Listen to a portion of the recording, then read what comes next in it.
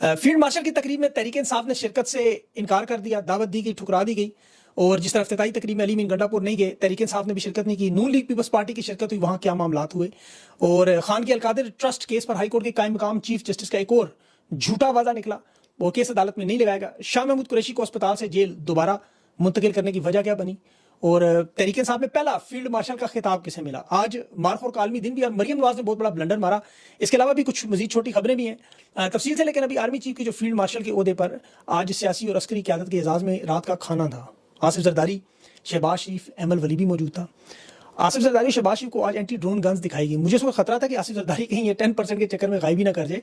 यहाँ तो दुनिया में से हाथ मिलाने वाले अपनी उंगलियां गिनते रहते थे कि कहीं हमारी उंगलियां तो नहीं ले गया।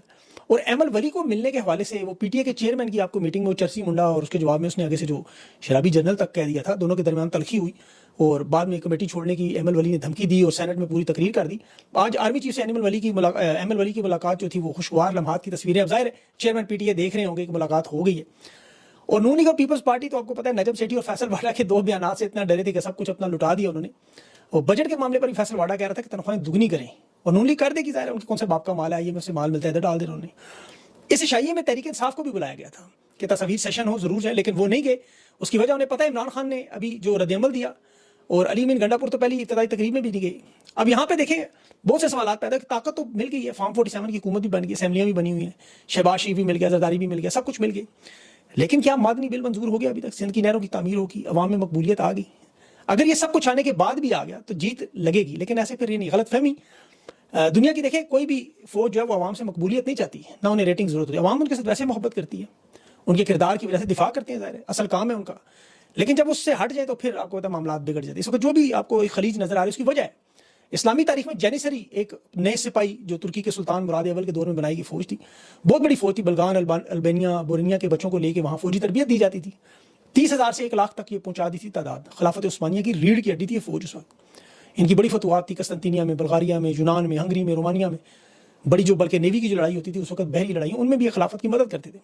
सुल्तान आजम के दौर में यूरोप के ये एंड तक पहुंचे थे और बड़े वफादार थे, बड़ी तगड़ी फौज थी, मशहूर ज़माना फौज थी। फिर इक़्तिदार की लालच शुरू होगी। सुल्तान उस्मान सानी को मार दिया, दिगर सुल्तानों को कत्ल किया, कईयों को माजूल किया, उनके तख्त से उतारा, सियासी ताकत, फिर रिश्वत लेना, ऐशो इशरत करना, सियासत में शमूलियत होगी, रियासत के बजट को तबाह कर दिया इन्होंने। सुल्तान महमूद दोयम ने फिर इस जेनिसरी को मुकम्मल ख़त्म करने का फैसला किया। उनकी छावनियों पर तोपखाने से हमले किए, हज़ारों लोग मार दिए, बाकी को जेल जलावतन किया। और उस्मानी खिलाफत में फिर यूरोपीय तरह की फौज बनी जो आपको अभी भी नजर आ रही है तुर्की की। चूंकि नजरिया छोड़कर दिफा की बजाय सियासत में चले गए तो काम सारा उलट गया। अब भारत की जंग तो देखें हम जीत चुके हैं, बिल्कुल दो राय नहीं है इसमें। फ़ज़ाइया एक प्रोफेशनल इदारा, जानिसी की तरह बिल्कुल, ना सियासत में मुदाखलत और कोई ऐसी चीज़ उनकी तरफ से नज़र भी नहीं आती, आपको पता है। दूसरी तरफ सियासत नज़र आती है, डायलॉग नज़र आते हैं। हिंदुस्तान का सांस बंद करने की बात नजर आई कि हमारा पानी बंद हुआ। पानी तो हमारा बंद है और हिंदुस्तान का सांस भी चल रहा है। दरिया नीलम का पानी भी रुका हुआ है, दरिया चनाब का पानी भी कम है, वो नई नहरें भी बना रहे हैं। भारतीय डैमों की तामीर जो है पाकिस्तानी हिस्सों के दरवाजों तक हो रही है। तो क्या कर लिया अभी तक? तो ये देखें जो पाकिस्तानी अकाउंट हुकूमत के ब्लॉक किए गए, बंद किए गए भारत ने, अभी तक वो भी आज़ाद नहीं हो सके, चैनल नहीं खुलवा सकेंगे अपने, अलबत्ता उन्होंने बंद कर दी। फैसल वाडा और निगरान वज़ीर आज़म साबिक जो है इनवारुल हक की बातें सुने तो वो कहते हैं भारत से मशरकी पाकिस्तान की शिकस्त का बदला लिया। अब भारत ने तो उस वक्त देखा मशरकी पाकिस्तान छीन के उसे बांग्लादेश बना दिया। पाकिस्तान ने भारत का कौन सा इलाका छीन के उनसे वहाँ एक नया देश बनाया? ऐसा कुछ नहीं है। अनवारुल हक कहते हैं कि ये अल्लाह की तरफ से फील्ड मार्शल बनाना, जिसे चाहे अल्लाह इज्जत दे, जिसे चाहे जिल्लत दे, इसमें तो बिल्कुल देखें कोई राय नहीं। बेशक अल्लाह का ये हुक्म है कुरान में, वो खालिक हकीकी अपनी मर्जी से करे जो करे। लेकिन ये जो फलसफा अनवारुल हक काकड़ कह रहे हैं, ये इंसान को अल्लाह ने इख्तियार दिया हुआ, अकल दी हुई, ज़मीर दिया हुआ है। और दुनिया की तारीख में आपको पता है बहुत से ऐसे लोग आए, हम ऐसा नहीं कह सकते कि फ़िरौन को भी अल्लाह नहीं बनाया था, नमरूद शिदाद ये सब अल्लाह नहीं बनाए थे। अब कोई जालिम बना, कोई जाबिर बना, कोई कातिल बना, तो अल्लाह की मर्जी से तो नहीं बना। अल्लाह को इंसान ने अकल इख्तियार दी हुई, ज़मीर दिया हुआ, पैदा अल्लाह ने जरूर किया, उसके बाद जो कुछ करते हैं उनका अपना इंतखाब है। अल्लाह ने हर एक को ख़त्म जरूर किया, अलबत्ता जालिम को अल्लाह ने कभी जायज़ नहीं करार दिया। अल्लाह ने कहा है कि जालिमों की तरफ जरा भी झुकाव न रखो वरना ये आग तुम्हें पकड़ लेगी। ये सूरह हूद की आयत है। अब हम ये कह दें कि जी यजीद के दौर में अमीर की अतात जिस तरह वो कहता था अल्लाह के हुक्म के बराबर है, अल्लाह की तरफ से मैं आया हूँ, उसकी मुखालफत ना करें। ये लोग तो चूंकि बूट पॉलिशी में इस हद तक चले गए कि ये कुरान और हदीस को भी अपने अल्फाज में इस्तेमाल करना, अपने मकसद के लिए इस्तेमाल करना, कौमी मुफाद के नाम पे, कभी जिस तरह मुल्की इदारों के नाम पे, दिफा के नाम पे बयानिए बनाना। मरियम नवाज का ब्लंडर देखिए, ताज़ा तरीन ISI के लोगों मारखोर के पीछे छुपने की कोशिश, और ये बहुत बड़ा ब्लंडर न हमारा, क्योंकि आज मारखोर का आलमी दिन है 24 मई, उसमें मैं आगे चल के बात करता हूँ। तहरीक इंसाफ के लोगों को मुहासबा थोड़ा सा उसका करना पड़ा जो क़यादत को कुछ चीज़ें याद रखनी होंगी। ये जो कहना अगर ईद के बाद हम करेंगे तो उनका फिर आप मुहासबा शुरू कर दें, क्योंकि ईद के बाद मुहर्रम है, इन्होंने फिर कहना मुहर्रम के बाद करेंगे, फिर रबीउल अव्वल आ जाएगी। ये खान की मुज़ाहमती सियासत से जो 30 साल की तरबियत उससे पीछे हटने की जो कोशिश करे वो 2 नंबर है। खान ने तो चंद नशिस्तों के साथ मज़ाहमती सियासत की है। ये मौजूदा क़यादत इस वक्त उस नज़रिए के साथ मुसाबकत नहीं रखती, उसके नज़दीक नहीं आती। अली मीर गंडापुर को इन सबको इसीलिए रगड़ा लगा। खान ने देखे वाज़ेह हुक्म दिया कि 9 मई पर खैबर पख्तूनख्वा में कमीशन बनाएं, जो रेडियो पाकिस्तान पेशावर की वहाँ बिल्डिंग जलूसी तहकीकात करवाएं, जो फार्म 47 पर आए उन पर ज़्यादा दबाव डालने के लिए तहकीकात करवाएं। चीफ सेक्रेटरी को ही नहीं बदल सकते, IG को नहीं बदल सकते, खान से मुलाकात नहीं करवा सकते, अलबत्ता मोहसिन नकवी से गले मिल सकते। मादनी बिल के मामले पर भी इमरान खान ने देखें स्टैंड लिया कि वो बिल नहीं मंजूर होगा। इसीलिए खान ने तमाम मुज़ाकरात खत्म करने की बात की है और कहा हुकूमत भी छोड़नी पड़े छोड़ें, असम्बलियाँ भी तोड़नी पड़े तोड़ें, लेकिन खैबर पख्तूनख्वा से किसी के साथ ज्यादती ना हो, किसी कारकुन के साथ। बैरिस्टर गौर को भी मुबारकबाद देने पर खासा रगड़ा लगा, ये जाती राय है। शेख वकास साहब को भी जो इतला थी खैबर पख्तूनख्वा से पंजाब बुलाया, वो तो कह रहे हैं कि ऐसा मामला नहीं है, मैं तो पहले ही आ चुका था, जमानत मेरी मंजूर नहीं होती, हो गई अब, और खान को गलत बातें पहुंचाई गई हैं। जरताज गुल साहब हैं, वो भी पार्लिमानी लीडर है, वो भी अभी केक काटने की याद सादे के साथ नजर आ रही थी। तो यहाँ देखें लोग अपने रिश्तेदारों को, बहन भाइयों को नहीं मिलते इस वजह से, को जो जालिमों का साथ देते हैं, लेकिन यहाँ पे वो बिल्कुल सब कुछ नॉर्मल होने की नजर आती है चीज़ें, फिर लोग तनकीद करते हैं। आप स्पीकर से केक काटें या मोहसिन नकवी से गले मिलें। अभी जुनैद अकबर साहब भी आपको पता पब्लिक अकाउंट्स कमेटी के चेयरमैन थे, खान ने कहा ओहदा बेशक छोड़ के सूबाई जो आपको दिया गया ओहदा कन्वेंशन है उसमें जोड़े, जैसा मुराद सईद ने कन्वेंशन की पूरी आपको लिस्ट दी, शुरू करे उसमें पूरा उन्होंने काम शुरू किया। आज एबटाबाद में है इनका कन्वेंशन। अब इमरान खान को जेल में बैठ के इन्हें डायरेक्शन देनी पड़ रही और खान से मुलाकात भी नहीं होती। खान कह रहे थे एहतजाजी तहरीक चलाएं, मोमेंटम बनाएं, यहाँ तस्वीरें उठाना, सेल्फियां बनाना, ये अब खत्म करे सारा मामला, मुफाहमती पॉलिसी को भूल जाए। अगर आपको नजर नहीं आ रहा तो ये अदालतों के फैसलों से देख लें, इन्हें अंदाजा हो जाएगा। अभी देखें ना, इमरान खान का अलकादिर केस, ट्रस्ट केस, सजा मुअत्तली की दरख्वास्त थी ये कायम मकाम चीफ जस्टिस सरफराज डोगर के पास। पिछले हफ्ते अलीमा खान तहरीक इंसाफ के रहनुमा मुलाकात हुई, बाकायदा वादा किया इसने चीफ जस्टिस से को मुकर्रर करूंगा केस, वो उसने अब जो कॉज लिस्ट आई है उसमें केस शामिल नहीं है। इसी तरह तोशाखाना केस में भी खान की जो रिहाई की दरख्वास्त वो 28 जनवरी के बाद अभी तक मुकर्रर नहीं हुई।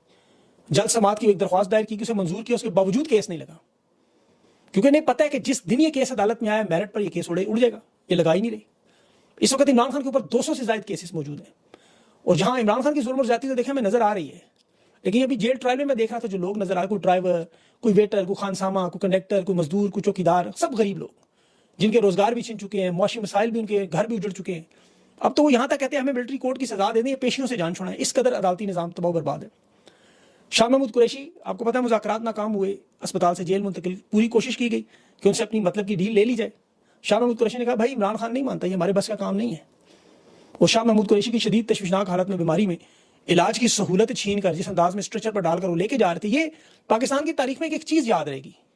और फिर अदालत में जब पेश किया तो वहाँ पर भी बड़ा इंटरेस्टिंग जुमला महमूद रशीद ने कहा, जब शाह महमूद कुरैशी को मुख्तलिफ वो लगी हुई थी मशीनें, आपको पता वो ECG टाइप की, तो कहा शाह महमूद कुरैशी साहब आपको भी क्या फील्ड मार्शल बन गए, तो इन्हें भी आज फील्ड मार्शल का एजाज मिल गया, पहले बंदे हैं PTI के। कोट लखपत में जेल ट्रायल में एजाज चौधरी, सरफराज चीमा समेत 252 लोगों पर उन्होंने फर्द जुर्म आयद किया। अब इस दौरान 5 लोग आपको पता है फौत भी हो चुके हैं, उन पर भी फर्द जुर्म लगा दी और 9 लोगों को उन्होंने इश्तिहारी भी करार दे दिया।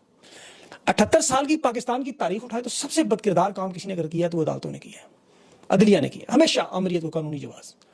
1954 में जस्टिस मुनीर ने नजरिया जरूरत ईजाद किया था मुल्की मुफाद में, गैर आईनी कामों को जायज दिया। 1958 में अयूब खान के मार्शल लॉ को अदलिया ने जायज करार दिया। 1977 में ज़ियाउल हक का मार्शल लॉ सुप्रीम कोर्ट ने कबूल किया। 99 में मुशर्रफ के इक़्तिदार पर कब्जा इन्होंने कौमी मुफाद में मंजूर किया। जब वज़राए आज़मों को उतारना था, चाहे वो यूसुफ गिलानी हो, नवाज शरीफ, इमरान खान पे तो 2022 में रात को 12 बजे अदालतें खोल के 300 से ज्यादा केस बना दी, जेल ट्रायल, मीडिया पर पाबंदी। और पाकिस्तान की तारीख में कभी इन्होंने कभी किसी फौजी आमिर को तौहीन अदालत में नहीं बुलाया, ना कोई गिरफ्तारी हुई।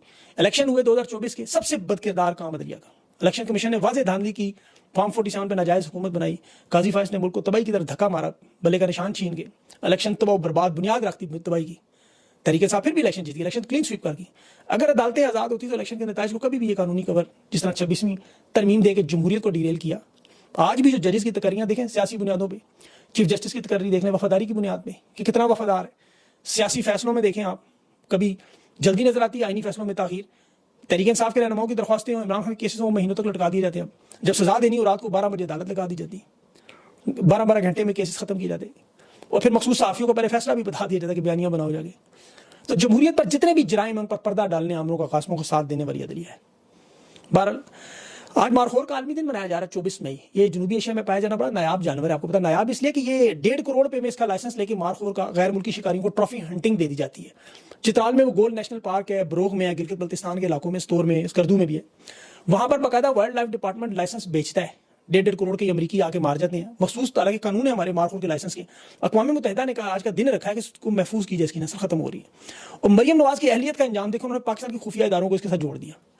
कि ये हमारे खुफिया इदारों का निशान है। वो अहमद वड़ाइद साहब बड़े अच्छे सहाफ़ी हैं, उन्होंने मरीम नवाज की दुरुस्तगी भी की कि ISI का निशान मारखोर नहीं, गोल्डन ईगल है, सुनहरा उकाब, जिसमें वो आर्मी चीफ शहबाज शरीफ और तमाम सर्विस चीफ की ख्वाजा आसिफ के साथ तस्वीर भी उसने दिखाई, पीछे वो लगा हुआ लोगो। अब 2020 में ये लोगो शायद बदल गया था, गैर सरकारी तौर पर मारखोर को इन्होंने अपना लोगो बनाया हुआ, जो ISI का निशान नहीं था, अभी नहीं है, सॉरी 2020 के बाद।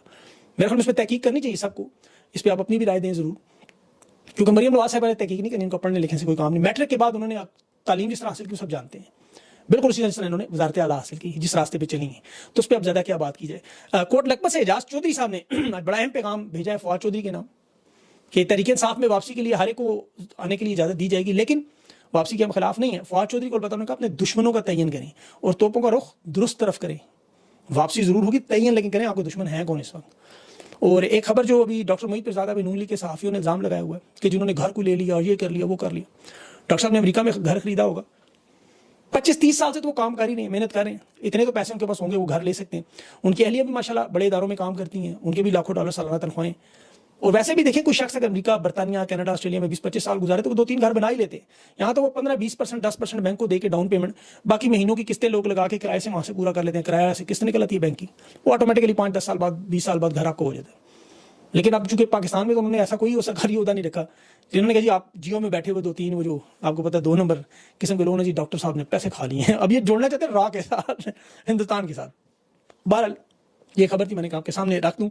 डॉक्टर साहब बड़े अच्छे सहाफ़ी हैं, आपको पता है। इसके अलावा मुतज़ाद छोटी छोटी खबरें, लेकिन अभी इंटरव्यू है इंशाल्लाह, उसमें वक्त थोड़ा ही है, कोशिश है उसके बाद आपसे बात हो कल इंशाल्लाह वीलॉग में। अपना ख्याल रखें, मुझे इजाज़त दें, अल्लाह हाफ़िज़।